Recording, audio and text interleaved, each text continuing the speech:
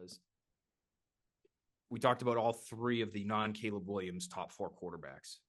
And we kind of gave what our reactions would be if the Patriots were to draft him at 3 overall. And we'll be able to do this in real time because I think we're all going to be live on our air as this is happening in a couple of weeks.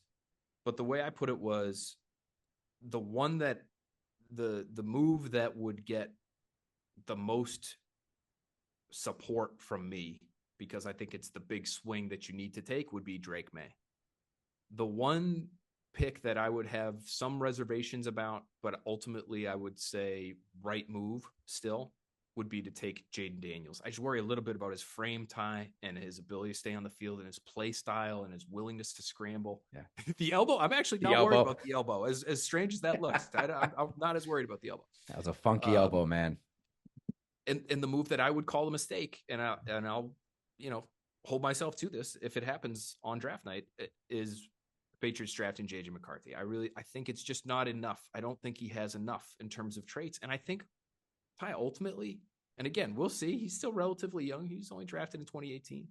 But I think ultimately that's in some ways, granted the Cleveland situation, not a great situation while he's there. But he just doesn't have, if he's in the AFC still right now, does he have the tools necessary to compete with the best quarterbacks in football, Baker Mayfield? I would say no. And I think their play styles are a little bit different, but I think JJ McCarthy is sort of under that umbrella of a quarterback you can win with, but you might not win because of. Can he be the engine? Can he be the superstar? Can he be the superhero that you need to be at that position to win at the highest levels?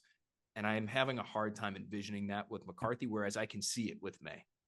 So whatever happens, I'm sure we'll make fools of ourselves on NBCSportsBoss.com and we'll have some fun with it. But it'll carry us for the next 2 weeks, Ty. We'll have no problem talking about it, as you can hear in my voice as I continue to ramble on about these quarterbacks that have done nothing but talk about for the last 2 months.